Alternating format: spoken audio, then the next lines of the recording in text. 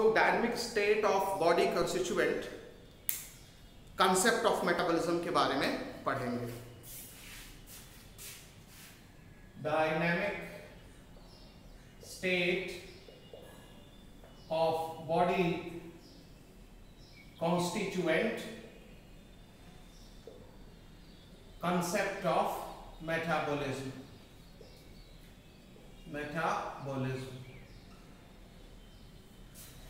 देखिए, आपको पता है कि चाहे वो कोई भी सेल हो, चाहे वो बैक्टीरियल सेल हो या प्रोटोजोवन सेल हो या प्लांट की सेल हो या एनिमल की सेल हो, इन सभी सेल्स में थाउजेंड्स ऑफ ऑर्गेनिक कंपाउंड्स पाए जाते हैं।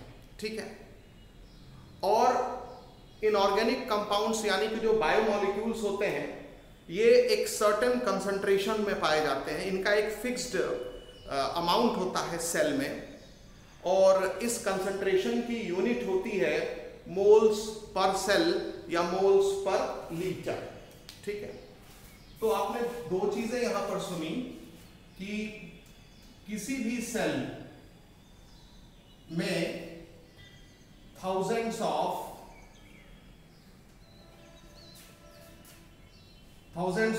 ऑर्गेनिक कंपाउंड्स पाए जाते हैं, ऑर्गेनिक कंपाउंड्स पाए जाते हैं, मतलब बायोमोलिक्यूल्स पाए जाते हैं। ठीक है, अब वो कोई भी सेल हो सकती है, वो बैक्टीरियल सेल हो सकती है, ठीक है, या प्रोटोजोवन सेल हो सकती है, या प्लांट सेल हो सकती है, या एनिमल सेल हो सकती है। ठीक है, तो कोई भी सेल हो सकती है, और किसी भी सेल में आप थाउजेंड्स ऑफ ऑर्गेनिक मॉलिक्यूल्स या बायोमोलिक्यूल्स को ऑब्जर्व कर सकते हैं। और जो ये ऑर्गेनिक मॉलिक्यूल या बायोमोलिक्यूल होते हैं किसी भी सेल में, ये नहीं कि इनका कंसंट्रेशन जो है वो एकदम से वैरी करता रहता है, किसी टाइम में कुछ होता है, किसी टाइम में कुछ होता है। ये एक सर्टेन कंसंट्रेशन में पाए जाते हैं, और वो जो सर्टेन कंसंट्रेशन है उसकी यूनिट होती है मोल्स पर सेल या मोल्स पर लीटर। ठीक है, तो दे ऑकर इन सर्टेन कंसंट्रेशंस। ठीक,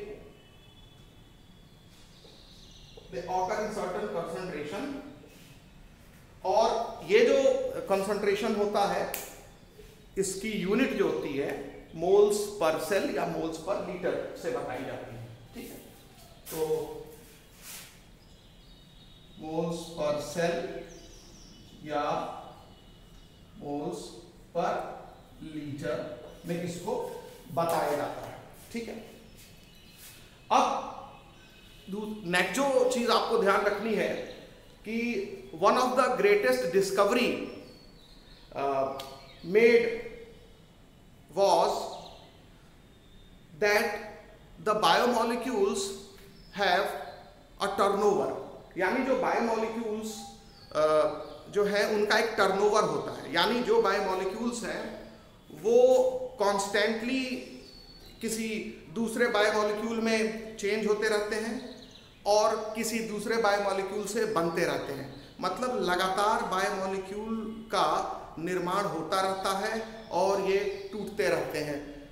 फॉर्मेशन और ब्रेकेज ये चलता रहता है बायोमोलिक्यूल का। फॉर्मेशन भी होगा तो किसी दूसरे बायोमोलिक्यूल से होगा, और ब्रेकेज भी होगा तो ये कोई दूसरा बायोमोलिक्यूल बनाएंगे। ठीक है, तो one of the greatest discovery, one of the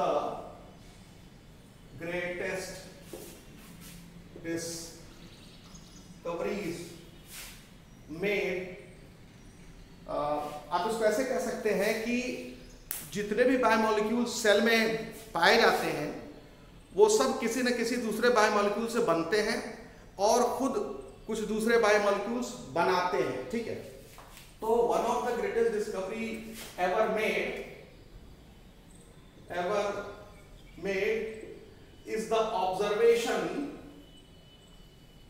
is the observation that biomolecules have a turnover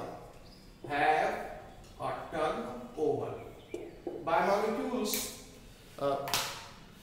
का जो है वो एक टर्नओवर होता है, बायोमोलिक्यूल्स का एक टर्नओवर होता है। तो क्या मतलब है इसका? इसका मतलब होता है कि जो बायोमोलिक्यूल्स होते हैं वो किसी दूसरे बायोमोलिक्यूल से बनते रहते हैं और किसी दूसरे बायोमोलिक्यूल में टूटते रहते हैं। यानी biomolecules are constantly being formed,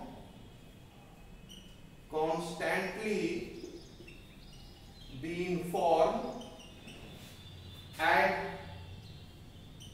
constantly being converted, ठीक है। और ये भी बायोमोलिक्यूल है, ये भी बायोमोलिक्यूल है, ये भी बायोमोलिक्यूल है। तो याद रखें कि बायोमोलिक्यूल एक कांस्टेंट रेट से बनता रहता है और एक कांस्टेंट रेट से दूसरे बायोमोलिक्यूल में चेंज होता रहता है। तो इसी को बोलते हैं टर्नओवर।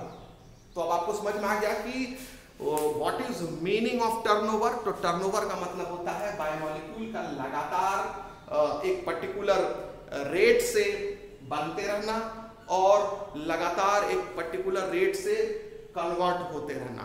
अब यहाँ लगातार जो है वो सारे बायोमोलिक्यूल के लिए नहीं बोले, लेकिन ज्यादातर बायोमोलिक्यूल के, लेकिन जो इनका कन्वर्जन रेट होगा वो कांस्टेंट रेट से होगा। ये आपको ध्यान रखना पड़ेगा, ठीक है। अच्छा, इसके बाद ये चीज ध्यान रखेंगे कि ये जो बायोमोलिक्यूल का फॉर्मेशन है और इसका जो ब्रेकेज है, मान लीजिए इसको एनसीईआरटी बुक ने लिखा फॉर्मेशन और इसको लिखा ब्रेकेज। अब ब्रेकेज होगा तो जाहिर सी बात है कि जब बी टूटेगा तो C+D बन गया मान लीजिए, तो ब्रेकेज हो गया। तो फॉर्मेशन और ब्रेकेज ये दोनों जो प्रोसेस है ये इनको केमिकल रिएक्शन भी कहा जा सकता है। भाई केमिकल रिएक्शन ही तो है, A से B बनना इज अ केमिकल रिएक्शन, और B का C+D में टूटना ये भी केमिकल रिएक्शन है। हो सकता है केवल A से ही ना बन रहा हो, दो बायोमोलिक्यूल से मिलके बन रहा हो, A+C = B हो सकता है, और B फिर बन जाए C+D में। तो A+C के बीच में रिएक्शन हुआ तो B बना, और B फिर टूट गया C+D में। तो यहाँ पर A और C जो बायोमोलिक्यूल हैं वो आपस में कंबाइन करके B नाम का बायोमोलिक्यूल बनाए, और B बायोमोलिक्यूल जो है वो टूट गया C और D बायोमोलिक्यूल्स में। तो यहाँ पर आपने फॉर्मेशन भी देखा और ब्रेकेज भी देखा। जब फॉर्मेशन होता है तो बायोमोलिक्यूल बनता है, और जब ब्रेकेज होता है तो बायोमोलिक्यूल टूटता है। तो इस चीज को कहा जाता है कि ये जो सारे केमिकल रिएक्शन चल रहे होते हैं इन्हीं को मेटाबॉलिज्म कहा जाता है। तो all chemical reactions going inside a cell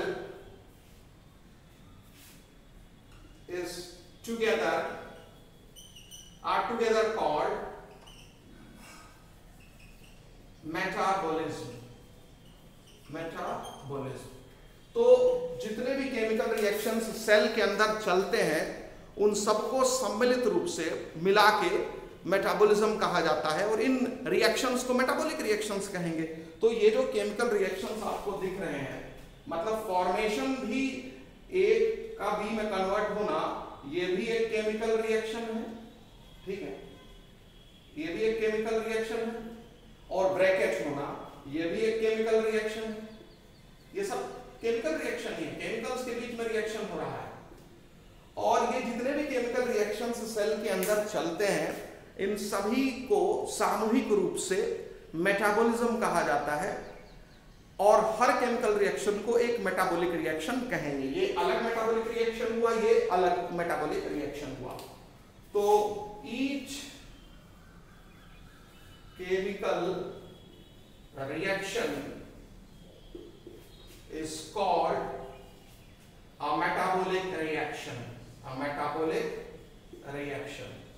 तो हर केमिकल रिएक्शन को हम मेटाबॉलिक रिएक्शन कहेंगे। Each of metabolic reaction results in transformation of a biomolecule, मतलब हर मेटाबॉलिक रिएक्शन में आप देख रहे हैं बायोमोलिक्यूल का ट्रांसफॉर्मेशन हो रहा है, यानी वो एक फॉर्म से दूसरे फॉर्म में चेंज हो रहा है। जैसे ए मेटाबॉलिक रिएक्शन के द्वारा बी में कन्वर्ट हो रहा है कि नहीं, तो ये ट्रांसफॉर्मेशन हुआ। बी मेटाबॉलिक रिएक्शन के द्वारा सी और डी में कन्वर्ट हो रहा है कि नहीं, तो ये भी ट्रांसफॉर्मेशन हुआ। तो इसका मतलब मेटाबॉलिक रिएक्शंस के फलस्वरूप बायोमोलिक्यूल का ट्रांसफॉर्मेशन होता है। तो metabolic reaction leads to metabolic reaction leads to each metabolic reaction leads to transformation of biomolecule. ठीक, तो बायोमोलिक्यूल का ट्रांसफॉर्मेशन होता है मेटाबॉलिक रिएक्शन के फलस्वरूप।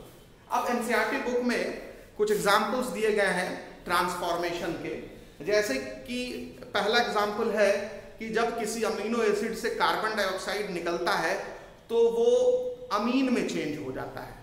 तो ये भी एक मेटाबॉलिक रिएक्शन है जिसमें अमीनो एसिड एक बायोमोलिक्यूल है, वो दूसरे बायोमोलिक्यूल में चेंज हो रहा है, जैसे अमीन में चेंज हो रहा है।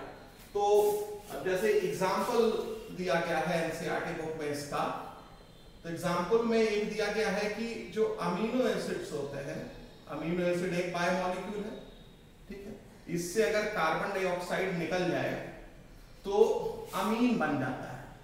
क्या बन जाता है? अमीन बन जाता है। क्योंकि आप अमीनो एसिड का स्ट्रक्चर देखे होंगे कि केमिस्ट्री में अगर आप पढ़ते हैं तो आपको समझ में आ जाएगा कि क्यों अमीन बनता है। देखिए ये R हो गया, ये H हो गया, तो अगर ये CO2 निकल गया, मान लीजिए CO2 ये रिलीज हो गया, तो अब C के साथ सीधे H अटैच हो जाएगा और R है और H है, ठीक है ना। तो आप यहाँ पर ये कह सकते हैं कि कार्बन, अब देखिए CO2 निकल गया ना, तो यहाँ पर अब जो बचेगा वो यही तो बचेगा, ये NH2 हो गया, ये C हो गया, ये R हो गया और ये H है और ये H है। तो अब ये H आ गया कि नहीं आ गया, तो इसको हम लिख सकते हैं RCH2 NH2, इसी को बोलते हैं अमीन। ठीक है, तो आपको यहां पर ये ध्यान रखना पड़ेगा कि अमीनो एसिड से जब कार्बन डाइऑक्साइड निकलता है तो उसको अमीन कहा जाता है और इसको डीकार्बोक्सिलेशन रिएक्शन कहेंगे। कार्बन डाइऑक्साइड जब किसी मेटाबॉलिक रिएक्शन या केमिकल रिएक्शन से रिलीज होता है सेल के अंदर, तो दैट इज कॉल्ड डीकार्बोक्सिलेशन। तो ये डीकार्बोक्सिलेशन रिएक्शन है, मतलब कार्बन डाइऑक्साइड निकल रहा है। ऐसे ही फिर दूसरा एग्जाम्पल दिया गया है कि किसी न्यूक्लियोटाइड बेस, यानी आप पढ़े होंगे न्यूक्लियोटाइड के निर्माण में नाइट्रोजिनस बेस, पेंटोज शुगर और फॉस्फोरिक एसिड हिस्सा लेता है। तो जब किसी नाइट्रोजिनस बेस यानी न्यूक्लियोटाइड बेस से जब आप अमीनो ग्रुप निकाल देते हैं तो वो भी किसी दूसरे बायोमोलिक्यूल में चेंज हो जाएगा, तो वो भी एक ट्रांसफॉर्मेशन रिएक्शन है। नाम नहीं लिखा है कि उससे क्या बनेगा, और यहाँ मतलब भी नहीं हो कि आप हर मेटाबॉलिक रिएक्शन के बारे में जानिए। हजारों लाखों मेटाबॉलिक रिएक्शन सेल के अंदर होते हैं, तो वो संभव नहीं है कि आप उसको याद रखें, और न ही यहाँ मकसद है इस टॉपिक का। ये बस समझाने की कोशिश कर रहा है कि बायोमोलिक्यूल जो है वो कॉन्स्टेंटली ट्रांसफॉर्म होते रहते हैं सेल के अंदर, किसी से बन रहे होते हैं और किसी में कन्वर्ट हो रहे होते हैं, तो उसी को एग्जाम्पलीफाई किया जा रहा है। तो दूसरा एग्जाम्पल जो एनसीईआरटी बुक में मेंशन्ड है कि जो न्यूक्लियोटाइड बेस होते हैं, न्यूक्लियोटाइड बेस, उससे जो है वो अमीनो ग्रुप निकल सकता है, उससे NH2 ग्रुप जब निकलेगा तो उससे कोई बायोमोलिक्यूल दूसरा बन जाएगा। ठीक है, उसके बाद जो तीसरा जो एग्जाम्पल है कि जैसे मान लो कोई बड़ा मॉलिक्यूल है वो टूट गया दो छोटे छोटे मॉलिक्यूल में, जैसे डाइसैकेराइड है। हमने आपको जब कार्बोहाइड्रेट पढ़ाया तो कुछ डाइसैकेराइड का जिक्र किया था, जैसे सुक्रोज है, सुक्रोज ग्लूकोज और फ्रक्टोज से मिलके बनता है। माल्टोज है, माल्टोज दो ग्लूकोज से मिलके बनता है। लैक्टोज है, लैक्टोज जो है वो गैलेक्टोज और ग्लूकोज से मिलके बनता है। तो ये सब डाइसैकेराइड्स हैं जिसमें दो मोनोसैकेराइड यूनिट आपस में ग्लाइकोसिडिक लिंकेज से जुड़े रहते हैं। आपको मालूम है कार्बोहाइड्रेट में दो मोनोसैकेराइड यूनिट आपस में ग्लाइकोसिडिक लिंकेज से जुड़े रहते हैं, और पॉलीसैकेराइड में बहुत सारे मोनोसैकेराइड यूनिट आपस में ग्लाइकोसिडिक लिंकेज से जुड़े रहते हैं। तो ये आपको ध्यान रखना पड़ेगा, ठीक है। तो ये हो गया तीसरा एग्जाम्पल जो आपको देना है कि breakage of glycosidic linkage in a disaccharide. तो breakage of glycosidic linkage in a disaccharide. तो आपको मालूम है कि जो डाइसैकेराइड है, ये मान लीजिए 2 मोनोसैकेराइड होंगे, ठीक है, एम लिख देता हूं। तो इसका जब ब्रैकेट होगा तो 2 मोनोसैकेराइड अलग अलग हो जाएंगे। तो ये एक बायोमोलिक्यूल है जिसको डाइसैकेराइड कहेंगे, और यहाँ 2 बायोमोलिक्यूल बन गए, 2 मोनोसैकेराइड बन गए। अब जैसे एग्जांपल है, अगर यहाँ हम सुक्रोज ले लें, सुक्रोज एक बायोमोलिक्यूल है, तो जो 2 मोनोसैकेराइड बनेगा उसमें एक होगा ग्लूकोज और दूसरा होगा फ्रक्टोज। तो यहां देख रहे हैं कि एक बायोमोलिक्यूल सुक्रोज वो ट्रांसफॉर्म हो गया ग्लूकोज और फ्रक्टोज में। तो इस तरीके से एनसीईआरटी बुक में यहां पर 3 एग्जांपल्स दिए गए हैं।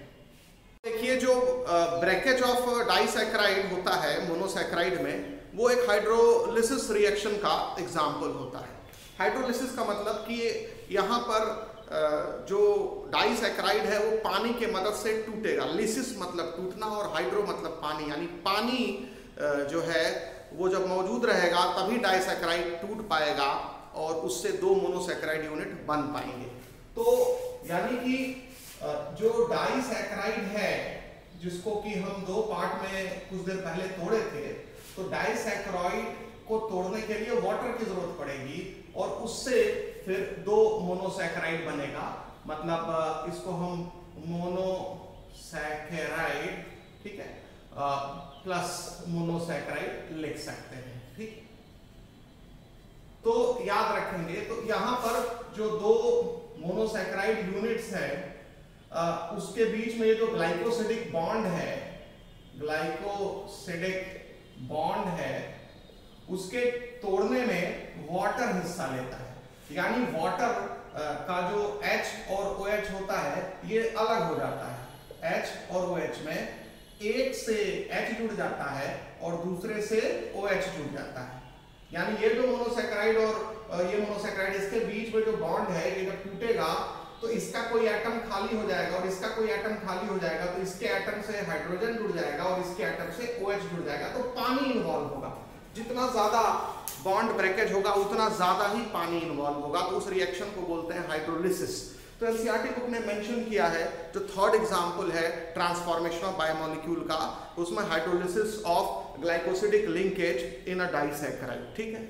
अब इसके बाद फिर ये भी एनसीईआरटी बुक लिखती है कि सेल के अंदर जो मेटाबॉलिक रिएक्शंस चलते हैं वो कभी आइसोलेशन में नहीं चलते हैं।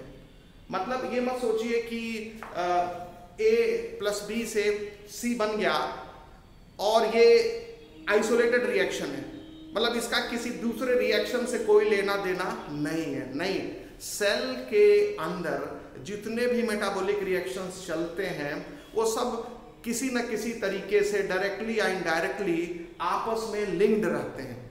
तो ये पॉइंट भी आप ध्यान रखेंगे कि जो मेटाबॉलिक रिएक्शंस होते हैं वो खासकर majority of metabolic reaction do not occur in isolation. तो मेजॉरिटी ऑफ मेटाबॉलिक रिएक्शंस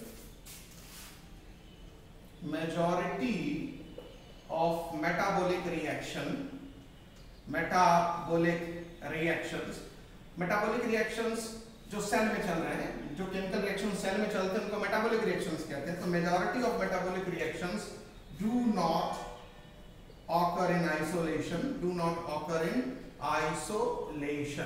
ठीक है। ये आइसोलेशन में नहीं होते हैं, ये आपको ध्यान रखना पड़ेगा, ठीक है। But are always linked to some other metabolic reactions,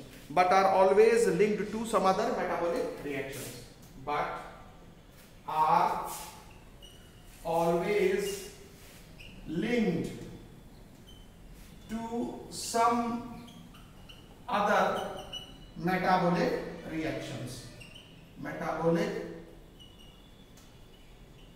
reactions, ठीक है। तो ये आपको ध्यान रखना पड़ेगा।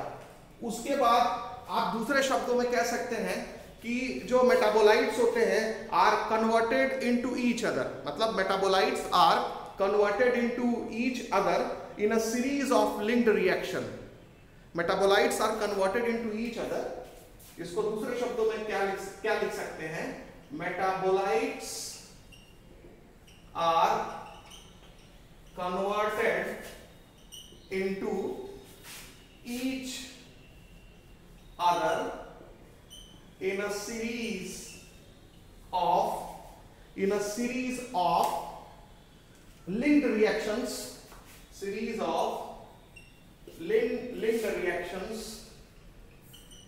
called metabolic pathway। तो metabolic pathway जो होता है, ये कई सारे जब मेटाबॉलिक रिएक्शंस आपस में लिंक अप कर जाते हैं और आपको एक मेटाबॉलिक रिएक्शन की सीरीज दिखती है, उसी को बोलते हैं मेटाबॉलिक पाथवे। जैसे देख लीजिए, जब आप ग्लाइकोलिसिस पढ़ते हैं, हाई स्कूल में पढ़े होंगे, ग्लूकोज से पायरुविक एसिड बनता है। रिस्पिरेशन चैप्टर में जब एटीपी फॉर्मेशन बताया जाता है, सेलुलर रिस्पिरेशन नाम के चैप्टर में, कि पहले ग्लूकोज आता है, ग्लूकोज फिर जो है ग्लूकोज 6-फॉस्फेट में चेंज होता है, फिर ग्लूकोज 6-फॉस्फेट फ्रक्टोज 6-फॉस्फेट में चेंज होता है।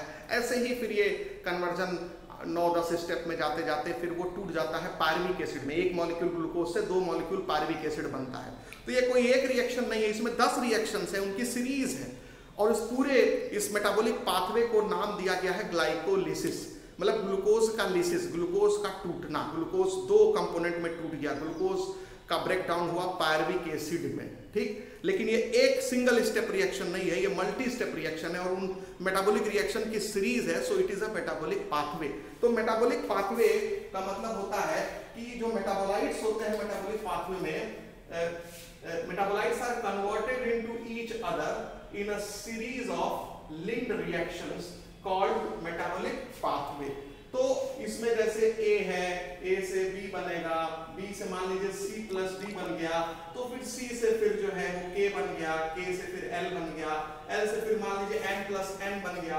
अब इसमें N जो है किसी और रिएक्शन में हिस्सा ले लिया, N किसी और रिएक्शन में ले लिया, इससे मान लीजिए Z बन गया, इससे मान लीजिए P बन गया, P से फिर Q बन गया, समझ में आ रहा है। तब तक Q से फिर L भी बन सकता है, ठीक है, और यहाँ से D से भी Z बन सकता है। तो आप देख रहे हैं यहाँ पर जो मेटाबॉलिक रिएक्शन है ना, वो एक दूसरे से रिलेटेड है, एक दूसरे से लिंक्ड है, और यहाँ पर आप एक कई सीरीज बना सकते हैं। अब A से B, मान लीजिए A से Q बनाना है, तो A से B एक मेटाबॉलिक रिएक्शन हुआ, B से C दूसरा मेटाबॉलिक रिएक्शन हुआ, C से K तीसरा मेटाबॉलिक रिएक्शन हुआ, ठीक है, और K से L चौथा मेटाबॉलिक रिएक्शन हुआ, और L से M पांचवा मेटाबॉलिक रिएक्शन हुआ, N प्लस N, और N से P ये छठवां मेटाबॉलिक रिएक्शन हुआ, और P से Q ये सातवां मेटाबॉलिक रिएक्शन हुआ। तो आप देख रहे हैं कि 7 मेटाबॉलिक रिएक्शंस जब आपस में लिंक्ड हैं तभी ना बन पाया A से Q, वरना A से Q डायरेक्टली तो नहीं बन पा रहा है कि एक स्टेप रिएक्शन है। तो इसी तरह से जो हजारों मेटाबॉलिक रिएक्शंस आप देखते हैं सेल के अंदर, वो हजारों जो मेटाबॉलिक रिएक्शंस हैं उसमें ज्यादातर जो मेटाबॉलिक रिएक्शंस होते हैं वो आइसोलेटेड नहीं होते, वो किसी न किसी दूसरे मेटाबॉलिक रिएक्शन से लिंक्ड रहते हैं। मतलब जो एक मेटाबॉलिक रिएक्शन का प्रोडक्ट होगा वो दूसरे मेटाबॉलिक रिएक्शन का सबस्ट्रेट होगा, फिर उसका जो प्रोडक्ट होगा वो किसी तीसरे मेटाबॉलिक रिएक्शन का सबस्ट्रेट होगा। सबस्ट्रेट मतलब जिससे प्रोडक्ट बनता है। तो यहाँ पर आप देख रहे हैं कि L से Q बना, मतलब Q बनते समय रास्ते में A से Q बनते समय L आया कि नहीं आया, और फिर Q से भी L बन गया। तो जो मेटाबोलाइट्स ये जो बीच में बायोमोलिक्यूल्स बन रहे हैं Z, M, N, L, P, Q ये सब मेटाबोलाइट्स हैं। तो ये आपस में क्या हो सकते हैं, ये ईच अदर, ये जो लिखा है कि metabolites are converted into each other, तो आप देख रहे हैं कि Q L में कन्वर्ट हो सकता है, L Q में कन्वर्ट हो सकता है, ठीक है। तो ये चीज ध्यान रखिएगा। ये मेटाबॉलिक पाथवे होता क्या है, मेटाबॉलिक पाथवे होता है कई सारे जब मेटाबॉलिक रिएक्शन एक दूसरे से लिंक्ड रहते हैं और एक सीरीज बनाते हैं तो उसको मेटाबॉलिक पाथवे कहते हैं। और इसमें जो तमाम मेटाबोलाइट्स होते हैं वो एक दूसरे में कन्वर्ट होने की क्षमता रखते हैं। अब ये देखिए जो मेटाबॉलिक पाथवे होता है, it is just like automobile traffic of a city. जब आप किसी सिटी में जाते हैं और किसी चौराहे पर पहुंचते हैं तो देखते हैं तमाम गाड़ियां इस तरफ से इस तरफ आ रही होती हैं, इस साइड से इस तरफ आ रही होती हैं। एक चौराहे पर चार तरफ से रोड आके मिलती है, ठीक है। ऐसे समझ लीजिए कि एक चौराहा है सिटी का और नॉर्थ, साउथ, ईस्ट, वेस्ट चार तरफ से रोड आ रही है। तो नॉर्थ वाला जो है वो साउथ में जा सकता है, या नॉर्थ वाला जो है वो ईस्ट में चौराहे से मुड़ के जा सकता है, नॉर्थ वाला वेस्ट में चौराहे से मुड़ के जा सकता है, मतलब किसी डायरेक्शन में कोई भी आ जा सकता है।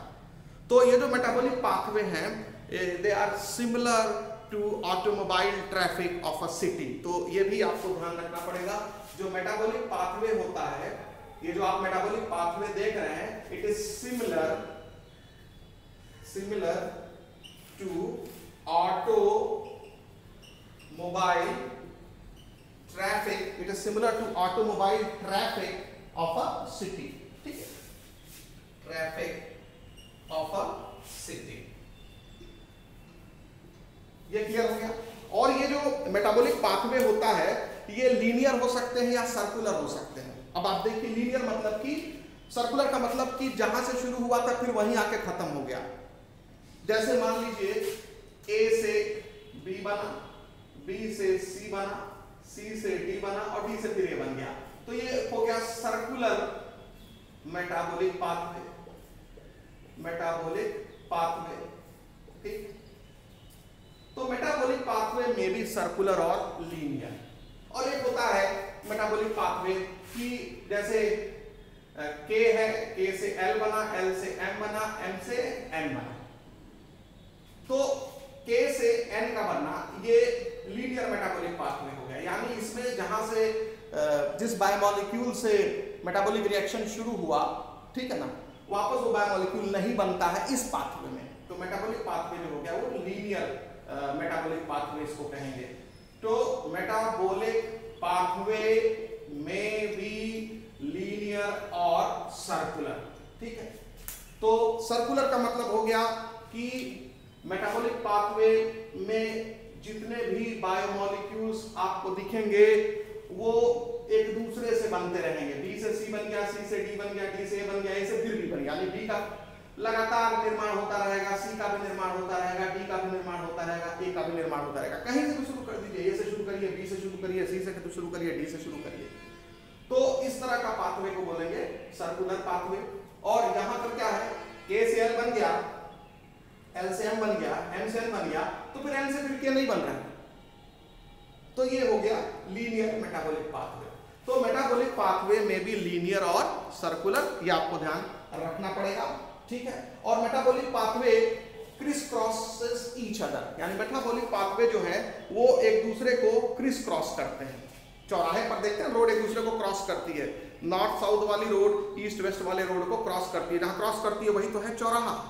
तो आपको ये ध्यान रखना पड़ेगा। तो ट्रैफिक जंक्शन उसको बोलते हैं। अब जैसे देख लीजिए ए से बी बना, बी से सी प्लस डी बना और सी से ए बन गया, ठीक है ना।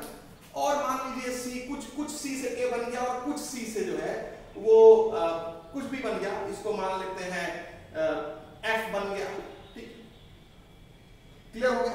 तो यहां पर ये जो आप जो ये जो पोर्शन है इसको आप ट्रैफिक जंक्शन कह सकते हैं। क्यों ट्रैफिक जंक्शन कह सकते हैं?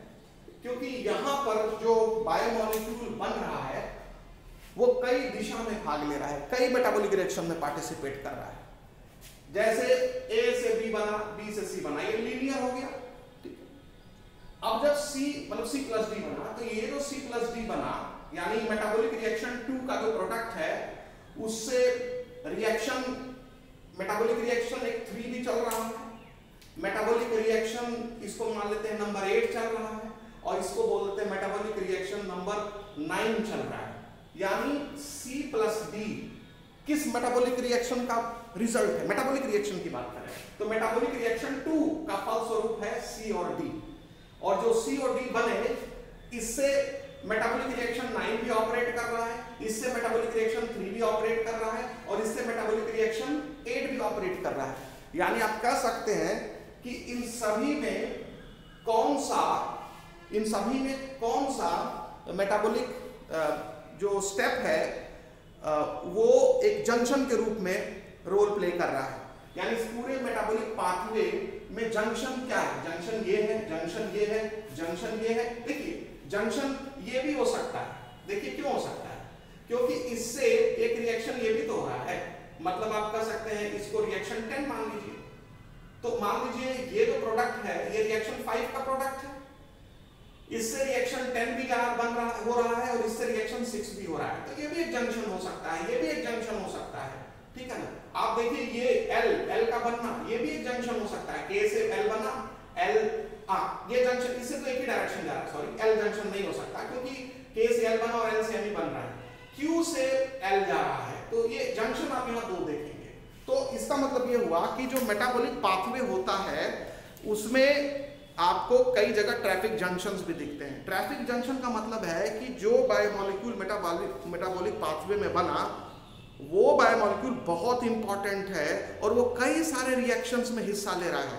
मान लो 10 ग्राम बना, फॉर एग्जांपल 10 ग्राम बायोमोलिक्यूल बना, तो कुछ चला गया एक रिएक्शन में हिस्सा लेने, कुछ चला गया दूसरे रिएक्शन में हिस्सा लेने, कुछ चला गया तीसरे रिएक्शन में हिस्सा लेने। तो इस तरीके से जो मेटाबॉलिक रिएक्शन होगा उस मेटाबॉलिक रिएक्शन को जंक्शन के रूप में समझना भी जरूरी है मेटाबॉलिक पाथवे के अंदर। देखिए flow of metabolites through a metabolic pathway has a definite rate and direction like automobile traffic, and this flow of metabolite in a metabolic pathway is therefore called dynamic state of body constituent। तो आप समझिए, मान लीजिए ये एक metabolic pathway बना रहा हूं जिसमें एक मेटाबॉलिक रिएक्शन है A से B, B से C, C से D, अब C से E भी बन रहा है और D से F बन रहा है और उसके बाद इस E से K बन रहा है और E से Z बन रहा है और Z से फिर B बन जा रहा है। ऐसे ही रैंडमली हमने कोई रिएक्शन ऐसे चुन लिया और K से फिर L बन रहा है और L से फिर M बन जा रहा है, ठीक है। तो आप देखेंगे कि जो ये पूरा हो गया मेटाबॉलिक पाथवे, तो आप देखेंगे दिस इज मेटाबॉलिक पाथवे, ये मेटाबॉलिक पाथवे है, ठीक, क्योंकि इसमें कई रिएक्शंस हैं और इसमें मेटाबॉलिक रिएक्शंस है, नंबरिंग जिनको हम दे रहे हैं, एक मेटाबॉलिक रिएक्शन, ये दूसरा मेटाबॉलिक रिएक्शन, ये तीसरा है, इसको चौथा मान लिया, इसको पांचवा, ये छठा हो गया, इसको सातवां मान लिया, ये आठवां है, ये नौवां है, ये 10वां है, ठीक है। अच्छा, इसी तरह से एक और मान लीजिए हम इसमें बना देते हैं, इसमें जो है ये W एक बन गया, ठीक है, और W से फिर जो है F बन गया। तो आप बहुत सारे एग्जांपल्स आप इसमें देख रहे हैं। इसको मान लीजिए 11th रिएक्शन, तो ये मेटाबॉलिक पाथवे है जिसमें कि कितने रिएक्शंस हैं, इसमें 11 रिएक्शंस हैं, और मेटाबॉलिक पाथवे में अब 11 रिएक्शंस हैं। तो आपको ऐसा नहीं कहना है कि ये सारे जो मेटाबॉलिक रिएक्शंस हैं वो हर फिजियोलॉजिकल प्रोसेस के लिए जरूरी होंगे। कुछ फिजियोलॉजिकल प्रोसेस के लिए इनमें से कुछ रिएक्शन जरूरी होंगे, कुछ फिजियोलॉजिकल प्रोसेस के लिए इनमें कुछ रिएक्शन जरूरी होंगे। जैसे मान लीजिए हमको किसी फिजियोलॉजिकल प्रोसेस के लिए M की जरूरत है, तो M की जरूरत है, और तो M जो है वो किसी न किसी बायोमोलिक्यूल से बनेगा। तो M बनने के लिए जब हम A से शुरू करेंगे तो A से B आएगा, B से फिर C बनेगा, C से फिर E बनेगा, E से K बनेगा, K से L बनेगा और L से तब जाकर के M बनेगा। यानी कि ये पाथवे जो होगा, ये जो मेटाबॉलिक पाथवे यानी A से M का जो मेटाबॉलिक पाथवे है उसमें कितने रिएक्शंस हिस्सा लेंगे?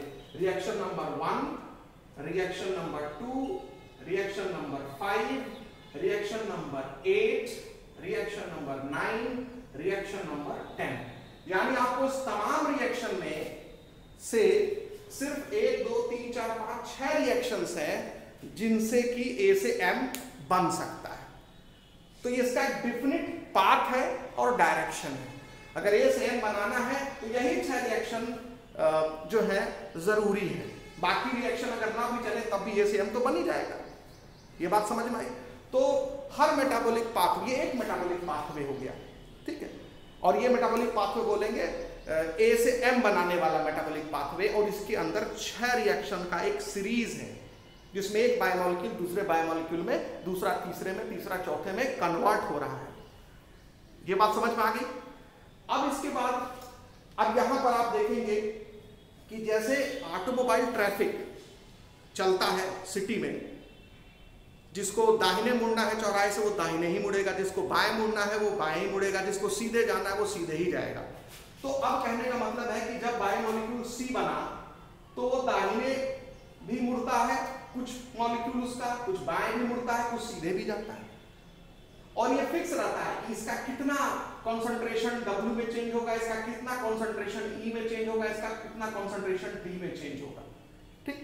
तो इनका कन्वर्जन रेट, कन्वर्जन कंसंट्रेशन जो भी कह लीजिए वो फिक्स होता है।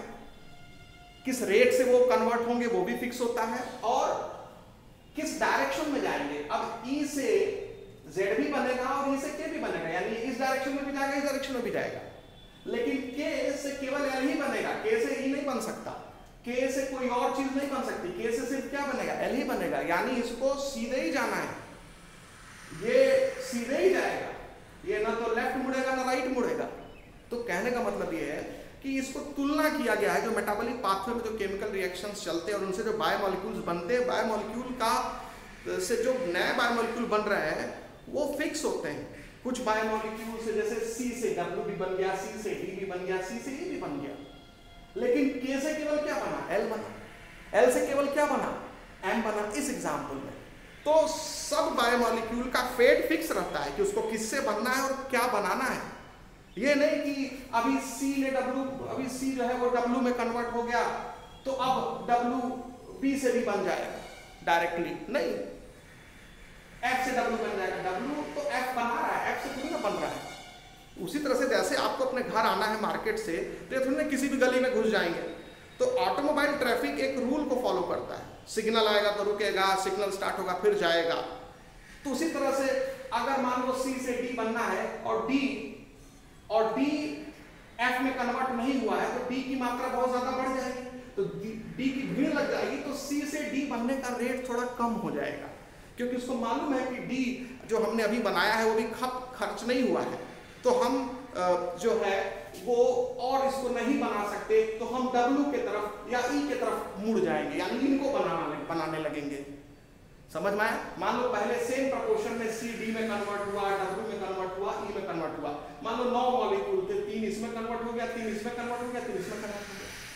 अब जो 3 इसमें कन्वर्ट हुआ वो 3 का 3 ऐसे ही पड़ा हुआ, F में कन्वर्ट नहीं हो पाया, मान लो ये रिएक्शन बंद हो गया, तो ये 3 पड़ा हुआ है। तो अब ये C क्या करेगा, जब देखेगा कि 3 तो खत्म ही नहीं हुआ, तो फिर इनको बनाने के बजाय इनको बनाने लगेगा। वही हुआ कि जैसे आपके सामने अगर एक गाड़ी चल रही है और भीड़ लगी है, तो आप उसके पहले का कोई रास्ता है उस गली से मुड़ के जाने की कोशिश करेंगे, आप भी वहां रुके नहीं रहेंगे। हाँ, अगर आपके पास ऑप्शन है जाने का तो, वरना आप भी रुके रहेंगे। तो एकदम से मेटाबॉलिक पाथवे में जो मेटाबॉलिक रिएक्शंस होते हैं वो भी ट्रैफिक, ऑटोमोबाइल ट्रैफिक की तरह चलते हैं, और ये लगातार जो है रूल को फॉलो करते हैं, और इसमें एरर का चांस बिल्कुल नहीं होता। और इसी को बोलते हैं dynamic state of body constituents, यानी जो हमारे बॉडी के कंस्टिट्यूएंट्स हैं, यही तो A B C D E F K L M biomolecules, यही तो हमारे बॉडी के कंस्टिट्यूएंट्स हैं। ये हमेशा डायनेमिक स्टेट में रहते हैं, मतलब ये कॉन्स्टेंटली बनते रहते हैं और कॉन्स्टेंटली कन्वर्ट होते रहते हैं, ठीक है। ये रुके नहीं रहते, अगर रुके रहेंगे तो पूरा ट्रैफिक जाम हो जाएगा। और ये जो चलते हैं फिक्स रेट से, मान लीजिए एक गाड़ी बहुत धीमे चलेगी, जो आपके आगे चल रही है और आपकी स्पीड ज्यादा है, तो आप जाके लड़ जाएंगे, या आपको भी फिर उसकी वजह से धीमा चलना पड़ेगा, और आपके पीछे जो लोग हैं सब धीमे होते जाएंगे। तो एक भी रिएक्शन अगर इसमें स्लो हुआ, उसका रेट गड़बड़ हुआ, तो उसके पीछे के रिएक्शंस का भी रेट गड़बड़ हो जाएगा, स्लो हो जाएगा, जस्ट लाइक ऑटोमोबाइल ट्रैफिक। इसको ऐसे समझिए। तो यहां पर आपको लिखना पड़ेगा कि जो flow of metabolites in a metabolic pathway,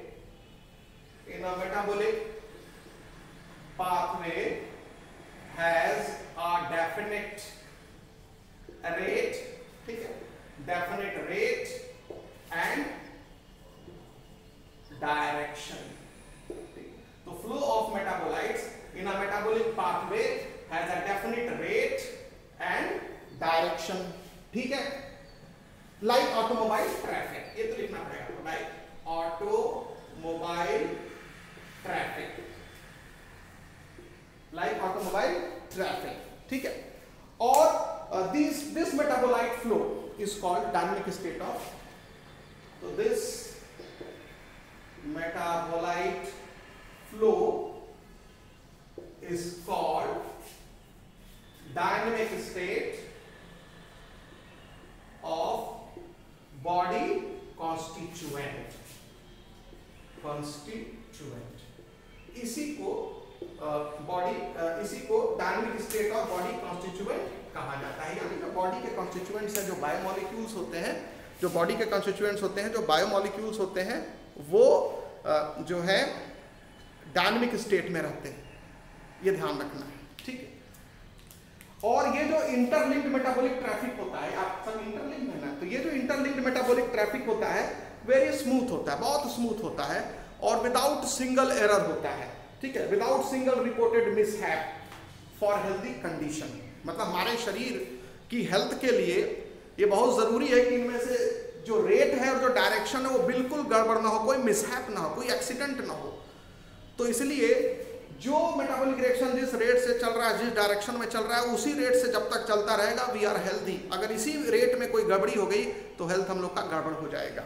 ये चीज देख ली, ध्यान रखिएगा कि जो हमने अभी कहा कि ये जो मेटाबॉलिक ट्रैफिक होता है इसमें कोई मिसहैप नहीं होता है हेल्दी कंडीशन के लिए. तो इसको आप नोट कर लीजिएगा कि the interlinked metabolic traffic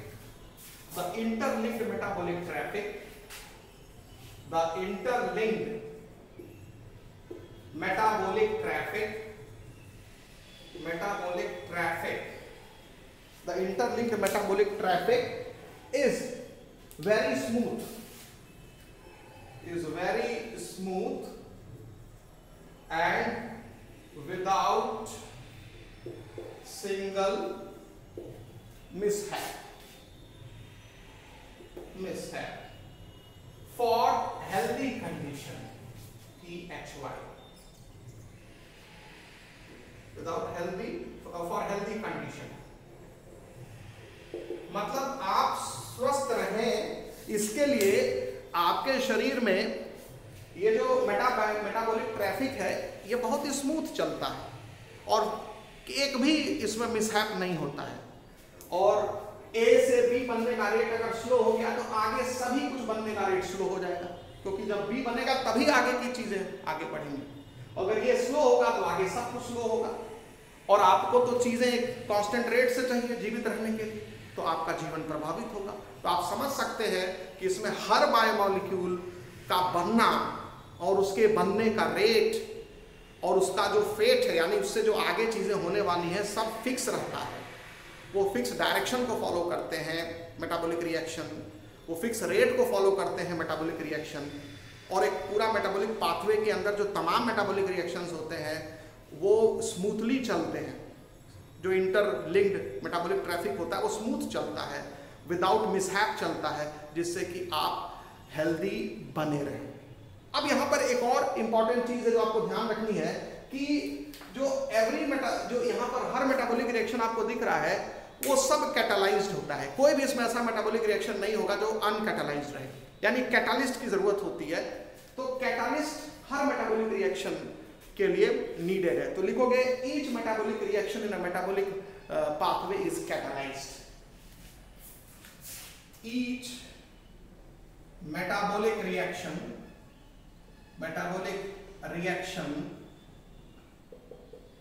in a metabolic pathway needs a catalyst. मतलब उसको कैटालिस्ट की जरूरत है. कैटालिस्ट की जरूरत है। बिना कैटालिस्ट के रिएक्शन का जो स्मूथ ऑपरेशन है और जो डायरेक्शनल ऑपरेशन है वो नहीं हो पाएगा। तो यानी कि आपको हेल्दी अगर रहना है तो मेटाबॉलिक रिएक्शन का या मेटाबॉलिक ट्रैफिक का स्मूथ ऑपरेशन, डायरेक्शनल ऑपरेशन बिना मिसहैप के होना जरूरी है, और ये चीज कैटालिस्ट ही करवाता है।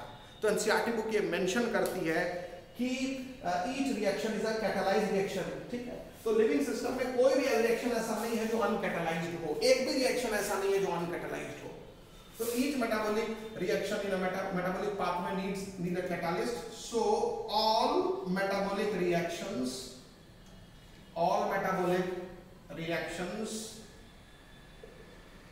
are catalyzed, ठीक है ना, catalyzed reactions। तो जितने भी metabolic reactions होते हैं वो catalyzed reactions होते हैं। तो all metabolic reactions are catalysed reactions, यानी लिविंग सिस्टम में आप लिख सकते हैं कि there is no uncatalysed reaction in a living system. बहुत इंपॉर्टेंट पॉइंट है, there is no uncatalysed reaction in living system. यानी किसी भी सेल में या किसी भी बॉडी में, किसी भी लिविंग ऑर्गेनिज्म में यदि कोई मेटाबॉलिक रिएक्शन चल रहा है तो वो अनकैटालाइज्ड नहीं होगा, वो जरूर उसमें कोई ना कोई कैटालिस्ट हिस्सा ले रहा होगा, ठीक है।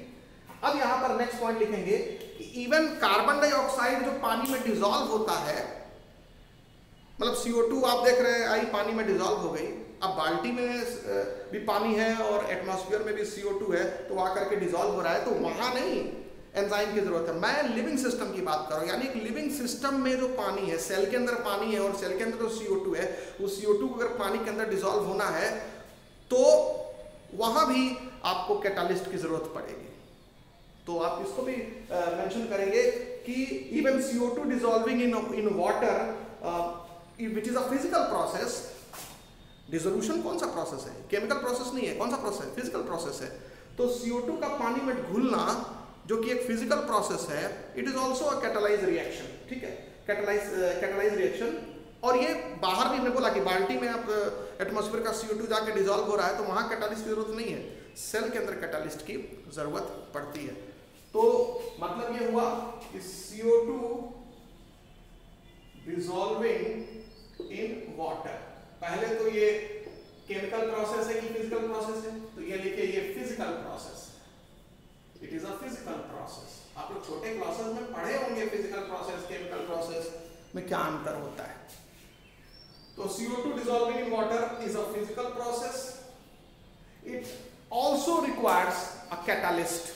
यानी dissolution of CO2 in water in cell also requires a catalyst. Requires a catalyst. तो इसको कैटालिस्ट की जरूरत पड़ती है। तो आप यहां लिख देंगे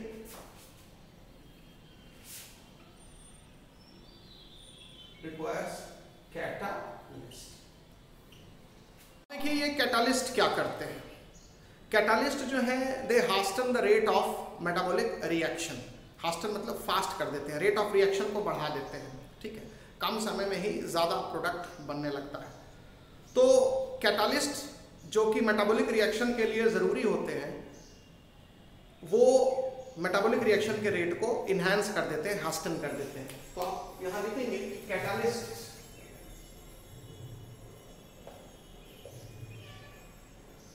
हास्टन the rate of metabolic reaction, यानी मेटाबॉलिक रिएक्शन के रेट को वो हास्टन कर देते हैं। हास्टन मतलब इंक्रीज कर देते हैं, इंक्रीज कर देते हैं, ठीक है।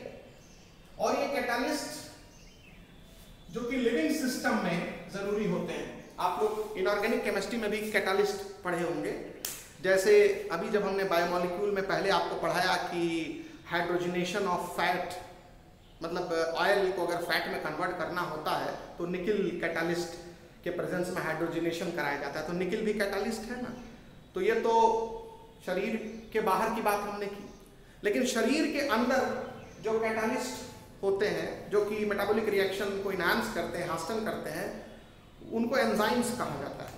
क्या कहा जाता है? एंजाइम्स। तो एंजाइम्स क्या होते हैं? एंजाइम्स हमारे शरीर के अंदर चलने वाले मेटाबॉलिक रिएक्शन के कैटालिस्ट होते हैं, और ये जो कि लिविंग सिस्टम में बनते हैं, सेल के अंदर बनते हैं, लिविंग ऑर्गेनिज्म इनको बनाते हैं। निकिल को कोई बना थोड़ी ना पाएगा, पैलेडियम को, प्लेटिनम को कोई बना थोड़ी ना पाएगा, वो तो एलिमेंट पाए जाते हैं नेचर में। लेकिन ये जो एंजाइम्स हैं इनका निर्माण हमारी सेल के अंदर होता है, और वो एंजाइम बन करके रिएक्शन को कैटालाइज करता है, उसके रेट को बढ़ाता है।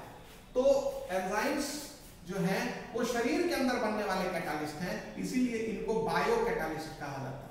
Bio catalyst. तो बायो कैटालिस्ट क्यों कहा जाता है, बायो क्यों लगा दिया गया है? Because they are synthesised in cell, because they are synthesized in living system। Living system, तो लिविंग सिस्टम में बनने की वजह से बायो लगा दीजिए, ठीक है, एग्जाम्पल सेल। और एंजाइम्स का केमिकल नेचर क्या होता है? ये प्रोटीन्स होते हैं। तो एंजाइम्स आर प्रोटीन्स, ये जनरल है। कुछ एंजाइम्स होते हैं जो आरएनए होते हैं, जिनको राइबोजाइम कहते हैं, अभी आगे डिस्कशन करेंगे एंजाइम में। तो एंजाइम्स क्या होते हैं? ये प्रोटीन्स होते हैं। प्रोटीन्स आर प्रोटीन्स, बट सारे एंजाइम्स प्रोटीन नहीं होते। ऑल एंजाइम्स आर प्रोटीन अगर बोलेंगे तो गलत हो जाएगा। Generally most of the enzymes are proteins, ठीक है। तो ये हो गया कि कैटालिस्ट की जरूरत क्यों पड़ती है मेटाबॉलिक रिएक्शन में। वो रेट ऑफ रिएक्शन को हास्टन करता है, बढ़ाता है। और कैटालिस्ट जो लिविंग सिस्टम में पाए जाते हैं उनको क्या कहते हैं? एंजाइम्स। और एंजाइम का केमिकल नेचर क्या होता है? प्रोटीन्स। तो एंजाइम्स आर प्रोटीन्स। अब देखिए मेटाबॉलिक पाथवे दो तरह का होता है, इसका जिक्र एनसीईआरटी बुक करती है। मतलब उसका जो हेडिंग है वो है मेटाबॉलिक बेसिस ऑफ लिविंग। तो मेटाबॉलिक बेसिस ऑफ लिविंग की अगर हम बात करते हैं तो मेटाबॉलिक बेसिस ऑफ लिविंग, ठीक है। तो metabolic basis of basis for living है, मेटाबॉलिक बेसिस फॉर लिविंग। अब इसमें जो मेटाबॉलिक पाथवे होता है वो दो तरह का होता है, एनाबॉलिक पाथवे और कैटाबॉलिक पाथवे। एनाबॉलिक पाथवे और कैटाबॉलिक पाथवे, ठीक है।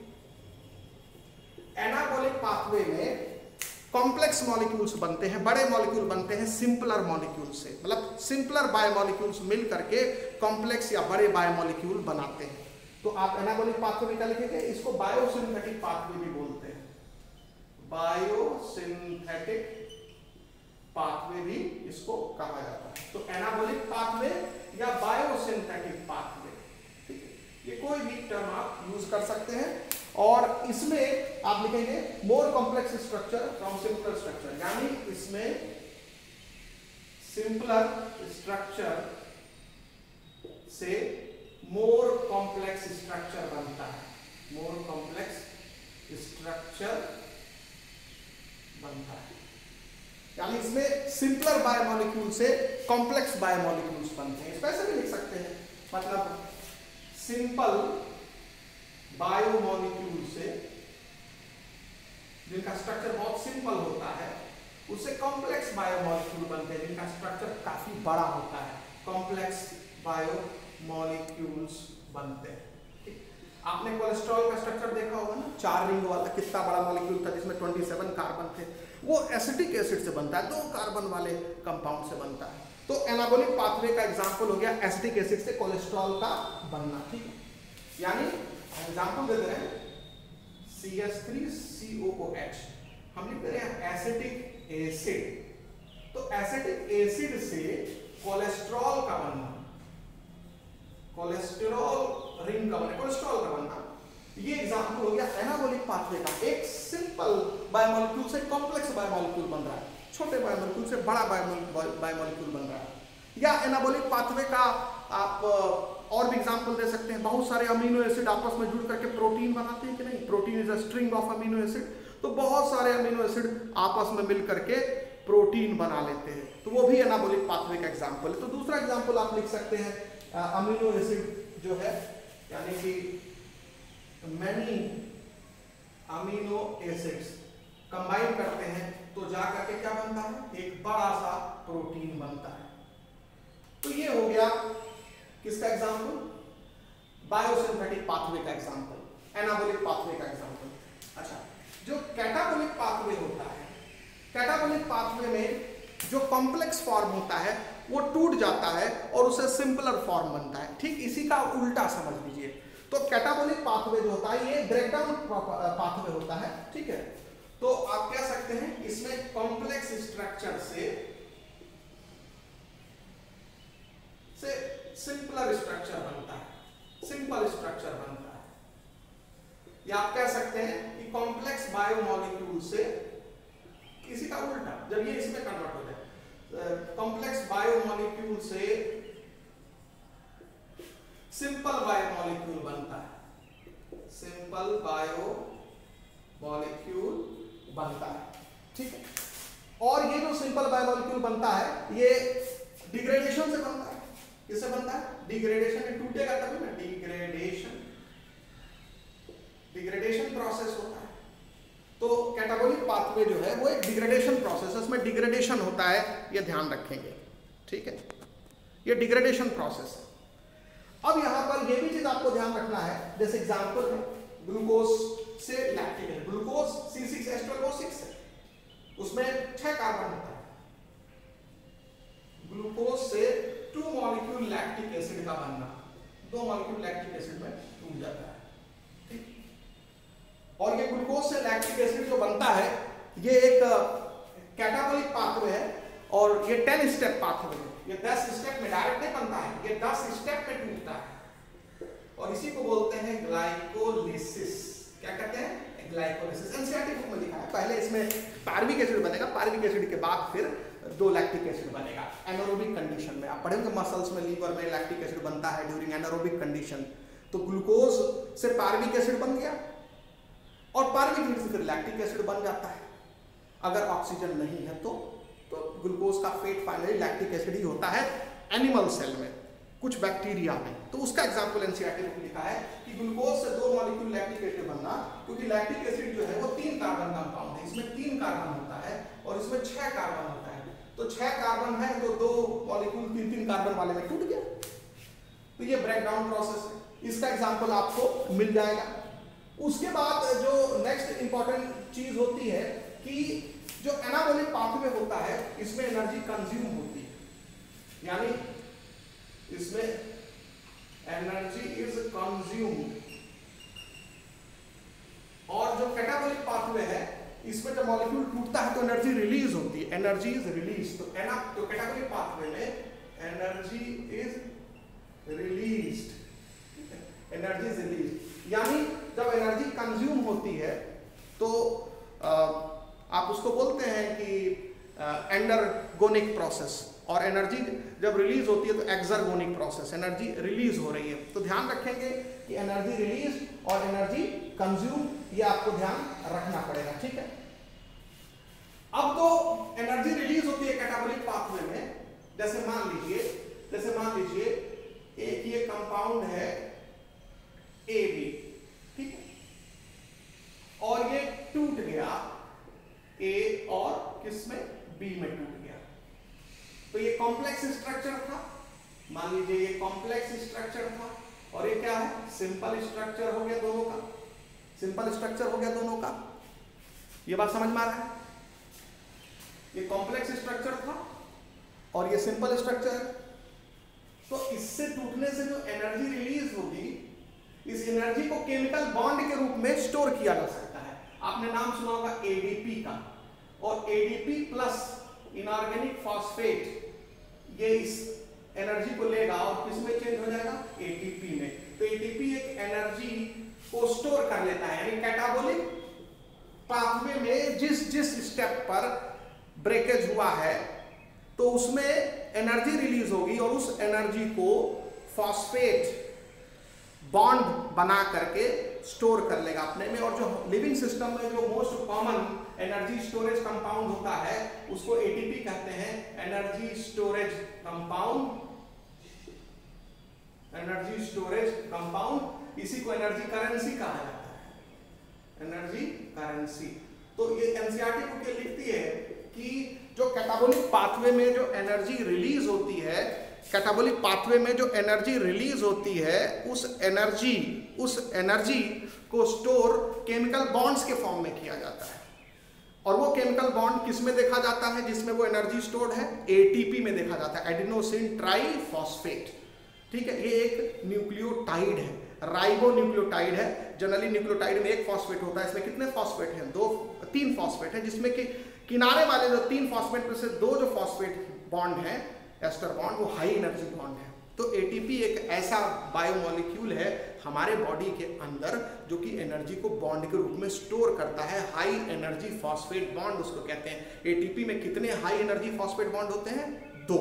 टोटल फॉस्फेट बॉन्ड 3 हुए, लेकिन हाई एनर्जी फॉस्फेट बॉन्ड कितने होंगे वो 2। ये बात क्लियर हो गई? चलिए, तो अब आपको ये चीज तो समझ में आ गई होगी कि जो मेटाबॉलिक रिएक्शंस होते हैं, ठीक है ना, उसमें जो एनर्जी रिलीज होती है वो किस मेटाबॉलिक रिएक्शन में रिलीज होती है? कैटाबॉलिक रिएक्शन में, यानी कैटाबॉलिक पाथवे में। कैटाबॉलिक पाथवे में आपको एनर्जी निकलती दिखाई देगी। कैटाबॉलिक पाथवे में एनर्जी लगती है, यानी इसमें एटीपी कंज्यूम होता है, इसमें एटीपी बनता है। तो आप ऐसे भी लिख सकते हैं एटीपी इज फॉर्म्ड, यानी आप कह सकते हैं एनर्जी जो रिलीज होगी वो किसमें स्टोर होगी? ATP is formed. और यहां पर आप लिख सकते हैं ATP is consumed, ATP is consumed. Energy लगती है, ठीक है। छोटे से बड़ा बनाना है तो ऊर्जा लगेगी, और बड़े से छोटा बनाना है तो जो ऊर्जा लगी थी वो फिर निकल गई वापस। तो एनर्जी का एक्सचेंज होता है, एक में एनर्जी रिलीज होती है, दूसरे में एनर्जी कंज्यूम होती है। तो एक को एक्सर्गोनिक प्रोसेस कहते हैं, एक को एंडरगोनिक प्रोसेस कहते हैं। एनर्जी रिलीज जो होती है वो हो गया एक्सर्गोनिक प्रोसेस। तो एनर्जी रिलीज हो गया मतलब एक्सर्गोनिक प्रोसेस, और एनर्जी कंज्यूम हो गया मतलब एंडरगोनिक प्रोसेस, एंडरगोनिक प्रोसेस, ठीक है। और इसी को हीट के फॉर्म में हम जो है फील जब करते हैं, जब कहीं ऊर्जा निकलेगी तो वो सिस्टम गर्म हो जाएगा ना, और जब कहीं ऊर्जा कंज्यूम होगी तो वो सिस्टम से हीट लेगा तो सिस्टम ठंडा हो जाएगा ना। तो आप आगे चल के अभी पढ़ेंगे एक्सोथर्मिक और एंडोथर्मिक रिएक्शन, ठीक है। तो इसी से रिलेटेड है वो, बट टेक्निकली एक्सर्गोनिक एंडरगोनिक का मतलब क्या है समझा दिया है हमने आपको। तो यहाँ पर एनसीईआरटी ये मेंशन करती है कि the stored bond energy is utilised, वही मतलब जो स्टोर्ड बॉन्ड एनर्जी एटीपी है वो यूटिलाइज होता है बायोसिंथेटिक पाथवे में।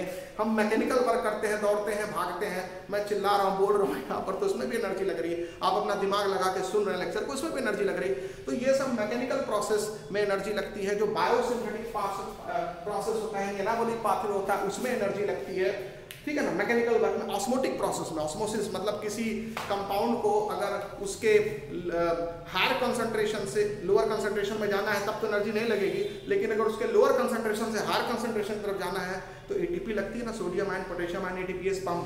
तो एटीपी कहाँ कहाँ यूज होती है?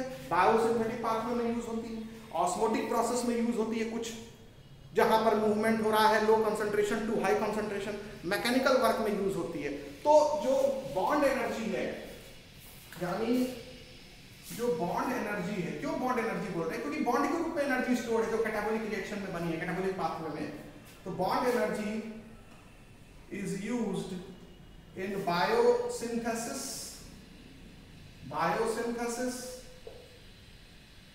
ऑस्मोटिक प्रोसेस और मैकेनिकल वर्क या मैकेनिकल प्रोसेस। तो यहाँ पर जो एटीपी है वो कहाँ यूज होती है? एटीपी का ब्रेकडाउन, बॉन्ड एनर्जी कब रिलीज होगी? Is released from ATP. ATP ने अपने बॉन्ड में एनर्जी स्टोर किया है ना, आप पढ़े होंगे, ये एडेनोसिन है और 3 फॉस्फेट होता है, एक फॉस्फेट और ये दूसरा फॉस्फेट और ये तीसरा फॉस्फेट। ये जो 2 फॉस्फोरस हैं, इनके बीच में जो बॉन्ड है, इन्हीं को हाई एनर्जी बॉन्ड कहते हैं। यही टूटता है, high energy bond. Usually ATP का एक ही फॉस्फोरस टूटता है, मतलब ये वाला जब टूटता है तो इसके टूटने से एनर्जी निकलती है। तो तो बच गया, एक फास्फोरस उड़ गया तो 2 फास्फोरस बचा, तो बन जाता है एडीपी, यानी एटीपी कन्वर्ट होती है किसमें, एडीपी में, और एक फॉस्फेट अलग होता है और उसी से ये एनर्जी निकल रही है। एक फॉस्फेट के अलग होने से जो एक हाई एनर्जी फॉस्फेट बॉन्ड टूटता है उससे वो एनर्जी रिलीज होती है। ये वाला बॉन्ड आसानी से नहीं टूटता है, इसलिए हम चाहे तो उसको भी तोड़ेंगे तो इससे भी हाई एनर्जी निकलेगी, लेकिन नॉर्मल केस में एटीपी में से जो 3 फास्फोरस होते हैं उसमें से किनारे के 2 फास्फोरस के पास हाई एनर्जी बॉन्ड है, इसके बीच में हाई एनर्जी है, इसके बीच में हाई एनर्जी है, तो एक फॉस्फेट जब अलग होता है तो एक हाई एनर्जी फॉस्फेट बॉन्ड टूटेगा तो उससे जो एनर्जी निकलेगी उससे काम चलाते हैं हम ऑस्मोटिक प्रोसेस में, बायोसिंथेसिस में और मैकेनिकल वर्क में। तो ATP is source of energy for all these processes, और एटीपी में जो एनर्जी स्टोर रहती है वो बॉन्ड एनर्जी के रूप में स्टोर रहती है, बॉन्ड के रूप में स्टोर रहती है, और वो एनर्जी उसको मिला रहता है किस पाथवे से, कैटाबोलिक पाथवे से मिला रहता है। अब हम लोग लिविंग स्टेट के बारे में पढ़ेंगे। देखिए, लिविंग स्टेट का मतलब होता है कि जो जीवधारी हैं या जो लिविंग सेल है उसके अंदर जो तमाम मेटाबोलाइट्स हैं या बायोमोलिक्यूल्स हैं उन सबका एक फिक्स्ड कॉन्सेंट्रेशन रहता है और वो स्टेडी स्टेट में रहते हैं, और जो भी केमिकल रिएक्शंस चलते हैं जैसे A+B से C+D बना तो C और D का कंसंट्रेशन फिक्स रहेगा और उसके ऊपर जो भी C और D आएगा एक्स्ट्रा वो किसी दूसरे बायोमोलिक्यूल में कन्वर्ट हो जाएगा। तो ये स्टेडी स्टेट हुआ, यानी कि A+B रिएक्ट करके C+D बनाए तो C+D की कुछ मात्रा हमेशा आपको मौजूद रहेगी, वो पूरी तरह से समाप्त नहीं होंगे, लेकिन उनका जो कंसंट्रेशन होगा वो मेंटेन रहेगा, और उसके ऊपर अगर C और D जो भी आ रहे हैं वो सब दूसरे बायोमोलिक्यूल में चेंज होते जाएंगे। ठीक, तो ये हो गया स्टेडी स्टेट। और कभी भी C और D जो बना है वो अगर दूसरे बायोमोलिक्यूल में चेंज नहीं हो पाया किसी वजह से तो C और D का कंसंट्रेशन बढ़ने लगेगा, तो स्टेडी स्टेट गड़बड़ हो गया। और जब C और D का कंसंट्रेशन बढ़ने लगेगा तो A और B से जो C और D बन रहा है उसका बनना स्लो हो जाएगा और C और D का वापस A और B में कन्वर्जन शुरू हो जाएगा। तो इसको बोल देंगे इक्विलिब्रियम का स्टेट आ जाएगा। इक्विलिब्रियम का मतलब जब जो इक्विलिब्रियम का आप लोग पढ़े होंगे केमिकल इक्विलिब्रियम चैप्टर में, आगे पढ़ेंगे अभी क्लास 11th में केमिस्ट्री में, कि rate of formation of product, ठीक है, इन फॉरवर्ड डायरेक्शन, यानी rate of forward direction is exactly balanced by rate of backward direction, तो उसी को बोलते हैं इक्विलिब्रियम। तो हमको जिंदा रहने के लिए, एक लिविंग सिस्टम को सरवाइव करने के लिए इक्विलिब्रियम स्टेट का पाया जाना ये बहुत ही खतरनाक है, यानी इक्विलिब्रियम में नहीं होना चाहिए रिएक्शन, यानी कि बैकवर्ड डायरेक्शन में रिएक्शन नहीं जाना चाहिए, हमेशा रिएक्शन फॉरवर्ड डायरेक्शन में जाना चाहिए। बैकवर्ड डायरेक्शन में थोड़ा बहुत जाए लेकिन हमेशा डोमिनेंसी किसकी होनी चाहिए, फॉरवर्ड डायरेक्शन की होनी चाहिए। तो ऐसे समझिए कि जो लिविंग सिस्टम होता है, living state is a non equilibrium steady state. तो जो हम लोग लिविंग स्टेट के बारे में पढ़ रहे हैं, लिविंग स्टेट, तो living state is a non equilibrium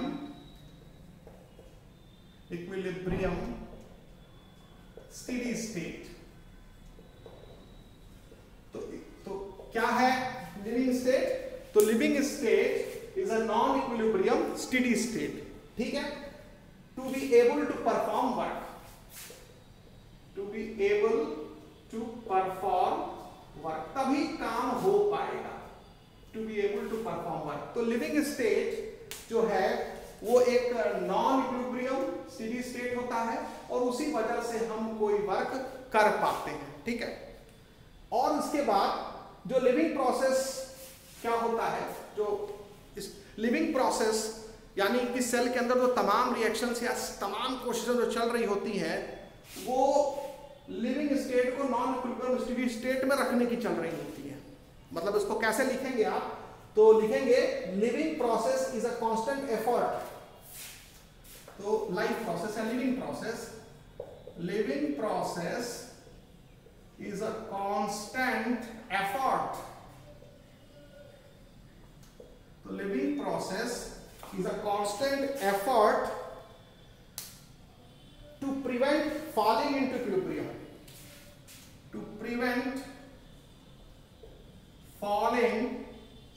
into equilibrium.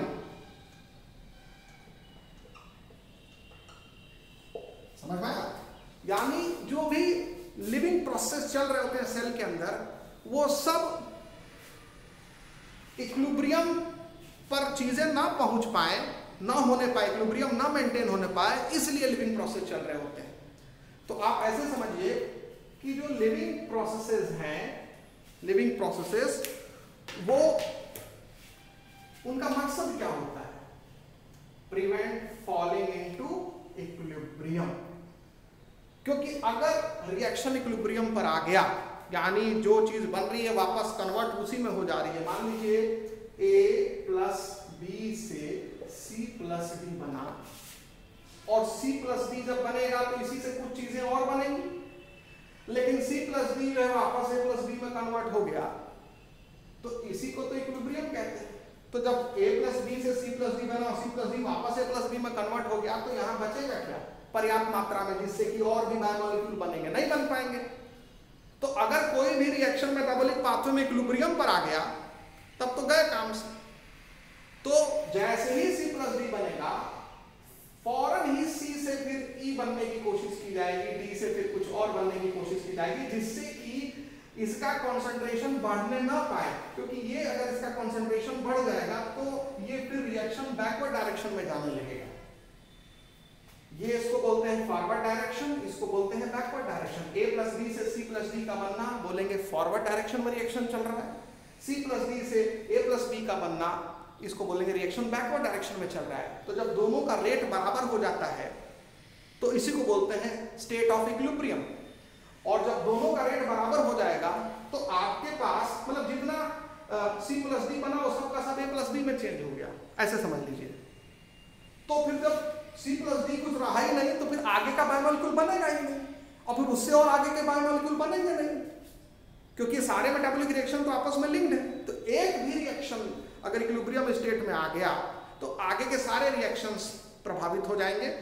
तो इसलिए लिविंग स्टेट जो होता है वो कैसा स्टेट होता है? एक स्टेडी स्टेट होता है। मतलब स्टेडी स्टेट का मतलब है कि एक कांस्टेंट रेट से C और D बन रहा है, और इससे फिर एक कांस्टेंट रेट से आगे के बायोमोलिक्यूल बन रहे हैं, फिर उससे कांस्टेंट रेट से आगे के बायोमोलिक्यूल बन रहे हैं। इनके रेट में कोई चेंज नहीं आएगा, क्योंकि अगर रेट में चेंज आ गया, किसी के रिस्पेक्टिव चेंज आ गया, तो फिर रिएक्शन प्रभावित हो जाएगा। और दूसरा, रिएक्शन को इक्विलिब्रियम में नहीं आने देना है। मतलब A प्लस बी से जितना C प्लस डी बन रहा है, तो C प्लस डी से वापस A प्लस बी उतना बन जाए, ऐसे नहीं होने देना है। तो रिएक्शन का इक्विलिब्रियम स्टेट में पहुंचना ये घातक होता है एक लिविंग सिस्टम को मेंटेन रखने के लिए। तो ध्यान रखना है कि living state is a non equilibrium steady state to be able to perform work, to be able to perform work. और लिविंग प्रोसेस क्या होता है? Living process is a constant effort to prevent falling into equilibrium. यानी जो living process है वो living state को maintain करने की कोशिश करता है। वो अवस्था जिसमें हम जीवित रहें, और उस जीवित रहने के लिए हमारे अंदर जो भी चीजें चल रही हैं वो ऐसी चल रही हैं कि यहाँ इक्विलिब्रियम ना आने पाए। देखिए A प्लस बी से ये बनना, C प्लस डी बनना, ये हो गया फॉरवर्ड रिएक्शन, इसको मान लीजिए फॉरवर्ड रिएक्शन कह दिए, और C प्लस डी को बोल दिए बैकवर्ड रिएक्शन। ठीक है, बैकवर्ड रिएक्शन। और जब rate of forward reaction is equal to rate of backward reaction हो जाएगा, बैकवर्ड रिएक्शन हो जाएगा, तो इसी को बोला जाता है इक्विलिब्रियम। यानी ये जिस रेट से इसमें कन्वर्ट हो रहा है, ये वापस इस रेट से इसमें कन्वर्ट हो जा रहा है, तो इसी को बोलेंगे इक्विलिब्रियम। और इक्विलिब्रियम की वजह से सेल की डेथ हो जाएगी, सेल की डेथ हो जाएगी। समझ में आया? तो सेल को जिंदा रहने के लिए ये दोनों का रेट बराबर नहीं होना चाहिए, यानी इक्विलिब्रियम मेंटेन नहीं होना चाहिए, नॉन इक्विलिब्रियम स्टेट में रहना चाहिए। और स्टेडी स्टेट में मतलब हर बायोमोलिक्यूल का जो एक फिक्स कंसंट्रेशन है वो मेंटेन रहे, उससे ज्यादा या कम ना हो। ए और बी जितना होना चाहिए, उससे सी और डी जितना होना चाहिए, उससे आगे के जो मॉलिक्यूल जो बन रहे हैं वो जितने होने चाहिए, वो मेंटेन रहना चाहिए। और रिएक्शन का नॉन इक्विलिब्रियम स्टेट में रहना जरूरी है। मतलब हमें ये इसका इसमें कन्वर्जन रेट और इसका इसमें कन्वर्जन रेट बराबर नहीं होना चाहिए। मैं देर तक यहाँ रुक रहा हूँ क्योंकि ये थोड़ा टिपिकल पार्ट होता है, जल्दी समझ में नहीं आता। तो उम्मीद करते हैं समझ में आ गया होगा कि एक लिविंग स्टेट वह स्टेट होता है जिसमें जो मेटाबॉलिक पाथवे के अंदर जो तमाम मेटाबॉलिक रिएक्शन चल रहे होते हैं वो सब नॉन इक्विलिब्रियम फेज में चल रहे होते हैं। मतलब उसमें रेट ऑफ फॉरवर्ड रिएक्शन ज्यादा होता है रेट ऑफ बैकवर्ड रिएक्शन से, और rate of forward reaction rate of backward reaction के बराबर कभी नहीं होता, वरना अगर बराबर होगा तो वो इक्विलिब्रियम स्टेट में आ जाएगा। तो नॉन इक्विलिब्रियम स्टेट में रहेगा और स्टेडी स्टेट में रहेगा। स्टेडी स्टेट भी एक नॉन इक्विलिब्रियम स्टेट ही होता है। स्टेडी स्टेट का मतलब है कि जब इसका कंसंट्रेशन जब निर्धारित है कि ये इतना ही रहेगा, ये इतना ही रहेगा, तो अगर बैकवर्ड डायरेक्शन और फॉरवर्ड डायरेक्शन बराबर हो जाएंगे तो इसका कंसंट्रेशन जो फिक्स्ड है उससे तो चेंज हो जाएगा। तो इसलिए स्टेडी स्टेट का भी एक मतलब होता है नॉन इक्विलिब्रियम स्टेट। ठीक है, तो स्टेडी स्टेट तभी होता है जब नॉन इक्विलिब्रियम स्टेट आएगा। तो इसलिए ये हमने आपको समझा दिया है कि लिविंग स्टेट क्या है और लिविंग प्रोसेस क्यों चलता है स्टेडी स्टेट और नॉन इक्विलिब्रियम स्टेट को मेंटेन करने के लिए। ठीक है, अच्छा अब यहाँ पर जो आपको ध्यान रखना है कि ये जो एनर्जी कंजम्पशन होता है, एनर्जी जो इनपुट होता है, वो इसी चीज को मेंटेन करने के लिए होता है ताकि हम और तभी हम काम कर पाएंगे। इवन जब आप फिजिक्स में पढ़े होंगे छोटे क्लासेस में, जब आप फिजिक्स में पढ़े होंगे छोटे क्लासेस में, तो उसमें लिखा होगा कि system at equilibrium can not perform work. System at equilibrium can not perform work, आपने पढ़ा होगा इस चीज को इन फिजिक्स।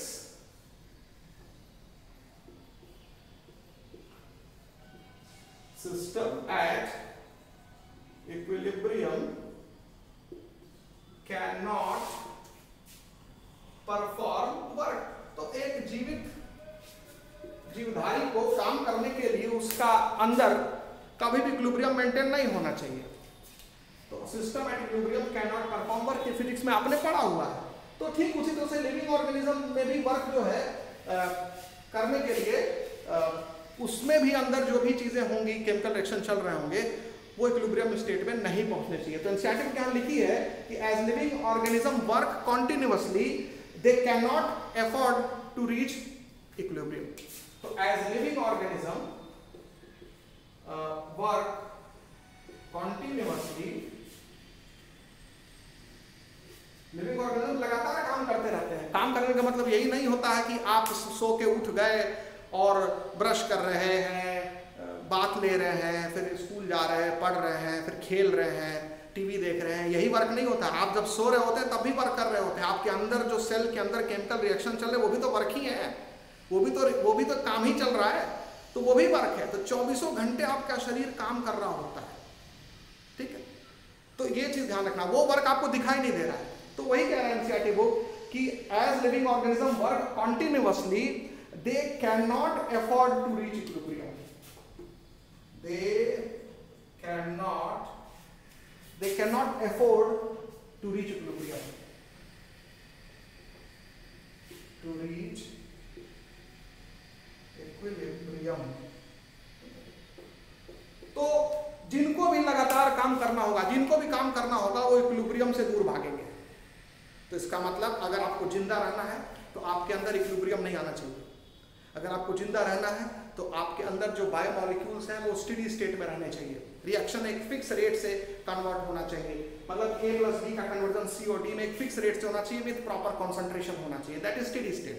और कभी भी रेट ऑफ फॉरवर्ड रिएक्शन बराबर रेट ऑफ बैकवर्ड रिएक्शन नहीं होना चाहिए, मतलब नॉन इक्विलिब्रियम स्टेट रहना चाहिए। तब तो आप काम कर पाएंगे, और जब आप काम कर पाएंगे यानी सेल के अंदर तमाम जब काम होंगे तभी तो सेल जीवित रहेगी। और वो सारे, और इस चीज को मेंटेन करने के लिए जो भी प्रोसेस चलते हैं उसी को बोला जाता है लिविंग प्रोसेस। तो उम्मीद करते हैं कि ये चीज हमने आपको समझा दिया है। अब इसमें एक डेटा एनसीईआरटी में लिखा है, जैसा कि आप पहले भी पढ़ चुके हैं कि हर बायोमॉलिक्यूल का या मेटाबोलाइट का लिविंग ऑर्गेनिज्म में एक फिक्स्ड कैरेक्टरिस्टिक कंसंट्रेशन होता है। और जैसे कि for example normal concentration of glucose in blood वो मेंटेन्ड है 4.5 से 5 मिलीमोल, तो 4.5 से 5.0 मिलीमोल होता है ये normal concentration of glucose in blood. एक एग्जांपल दिया है, तो अगर ब्लड में ग्लूकोज का नॉर्मल कंसंट्रेशन ये है तो फिर ये स्टेडी स्टेट है ग्लूकोज का, ठीक है। अब इससे ऊपर बढ़ा, इससे नीचे बढ़ा, मतलब गड़बड़ है। तो हर बायोमोलिक्यूल का जो है वो नॉर्मल कंसंट्रेशन मौजूद होता है। इसी तरह से ये तो मिलीमोल में है, इसी तरह से हार्मोन का कंसंट्रेशन जो है वो नैनोग्राम्स में होता है पर ml ब्लड में। तो उसी तरह से ये तो मान लो ग्लूकोज का है, हार्मोन्स का कंसंट्रेशन जो होता है, हार्मोन्स का अगर कंसंट्रेशन की बात करें तो नैनोग्राम्स में होता है, मतलब बहुत सूक्ष्म मात्रा पर ml ऑफ ब्लड। तो हार्मोन के कंसंट्रेशन की यूनिट जो ब्लड में होती है नैनोग्राम्स में होती है पर ml ऑफ ब्लड। ग्लूकोज का कंसंट्रेशन 4.5 से 5 मिलीमोल होता है ब्लड में, नॉर्मल कंसंट्रेशन। तो ये चीज भी एनसीईआरटी बुक इसमें डिस्कस करती है, ठीक है। और यहाँ पर ये ध्यान रखेंगे कि जो बायोमोलिक्यूल्स होते हैं वो मेटाबॉलिक फ्लक्स के स्टेट में होते हैं, यानी बायोमोलिक्यूल्स आर, जो बायोमोलिक्यूल्स होते हैं ये मेंशन कर लेंगे, are in metabolic flux, are in metabolic flux. Metabolic flux का मतलब होता है, फ्लक्स का मतलब होता है वो लगातार कहीं से बनते रहते हैं और दूसरे में कन्वर्ट होते रहते हैं। ये नहीं कि सी बस बन ही रहा है, बन रहा है और दूसरे में कन्वर्ट नहीं हो रहा है। तो जब केवल बनता रहेगा तो उसका स्टेडी स्टेट कहाँ रहा, मतलब अभी 1 ग्राम उसका स्टेडी स्टेट होना चाहिए। मान लो जैसे ही 2 ग्राम हुआ तो 1 ग्राम किसी और में कन्वर्ट हो गया, 1 ग्राम बचा रह गया, फिर और कन्वर्ट हुआ, फिर 1 कन्वर्ट हो गया, 1 ग्राम बचा रह गया। तो ये ना स्टेडी स्टेट हुआ। लेकिन पता चला कि केवल बन रहा है, कन्वर्ट नहीं हो रहा है, तो धीरे धीरे इसकी मात्रा बढ़ती जाएगी, तो बोल देंगे ये तो रुक गया, आगे कन्वर्जन ही नहीं हो रहा है। तो biomolecules are in metabolic flux का मतलब ये होता है, उनका कंसंट्रेशन कांस्टेंट रहता है। और कंसंट्रेशन कांस्टेंट इसीलिए रहता है कि वो लगातार किसी से बन रहे होते हैं और किसी दूसरे में कन्वर्ट हो रहे होते हैं। अगर नहीं बनेंगे तो कंसंट्रेशन घट जाएगा, अगर नहीं कन्वर्ट होंगे तो कंसंट्रेशन बढ़ जाएगा। तो उनका लगातार बनते रहना और लगातार दूसरे बायोमोलिक्यूल में कन्वर्ट होते रहना को ही बोला जाता है कि biomolecules are in metabolic flux, ठीक है, ये ध्यान रखना है।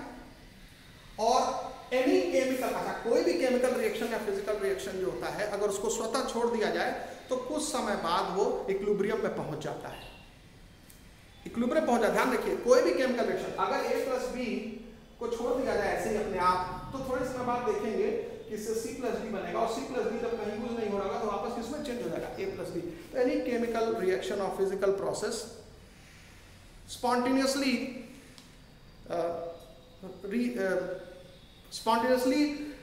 आप कह सकते हैं कि गेट द इक्विलिब्रियम, यानी कि वो इक्विलिब्रियम को हासिल कर लेता है अपने आप ही स्वतः, अगर उसमें हम कोई परिवर्तन ना करें तो लिविंग स्टेट जो है वो वही परिवर्तन करता रहता है। मतलब सी डी बना तो सी डी को कन्वर्ट करा देगा किसी दूसरे में, ताकि ये वापस पीछे ना जाने पाए।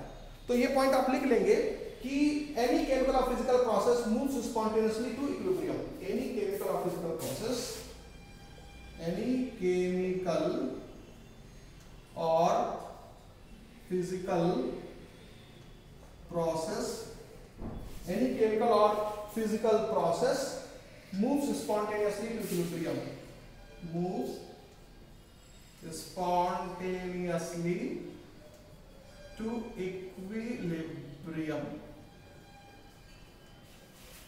तो सेल के अंदर या लिविंग स्टेट के अंदर स्पॉन्टेनियस रिएक्शन नहीं होता है, वहां पर छेड़छाड़ होती है उस रिएक्शन से ताकि वो स्पॉन्टेनियस ना होने पाए। A प्लस बी से C प्लस डी बना तो देखेंगे नहीं, C प्लस डी में से कुछ इस्तेमाल करते रहेंगे ताकि और C प्लस डी बनता रहे, फिर इस्तेमाल करते रहेंगे ताकि और C प्लस डी बनता रहे। अगर C प्लस डी को हम यूज नहीं करेंगे, स्पॉन्टेनियसली देखते रहेंगे दूर से, तो फिर ये तो कुछ समय बाद ही वापस बैकवर्ड डायरेक्शन में जाने लगेगा। तो हमको नॉन स्पॉन्टेनियस कंडीशन जनरेट करना है बॉडी में, अपने आप रिएक्शन को छोड़ नहीं देना है, तो यही सेल छोड़ती नहीं है किसी भी मेटाबॉलिक रिएक्शन को उसके हाल पर, वो कुछ ना कुछ करती रहती है जिससे कि स्पॉन्टेनियस कंडीशन ना हो, नॉन स्पॉन्टेनियस हो। समझ में आ रहा है? स्पॉन्टेनियस मतलब स्वतः अपने आप हो रहा है, उसमें कोई भी हम उसमें इंटरवेंशन नहीं कर रहे हैं, तो वही कहा जा रहा है कि एनी केमिकल और physical process move spontaneously to equilibrium. और लिविंग सिस्टम के अंदर यही केमिकल प्रोसेस जो है वो नॉन स्पॉन्टेनियस रहता है, तभी वो इक्विलिब्रियम पर नहीं पहुंच पाता है और जो है नॉन इक्विलिब्रियम स्टेट मेंटेन हो जाता है, स्टेडी स्टेट मेंटेन हो जाता है, जो कि जरूरी होता है लिविंग स्टेट के लिए, और इसके लिए लाइफ लिविंग प्रोसेस चलते हैं सेल के।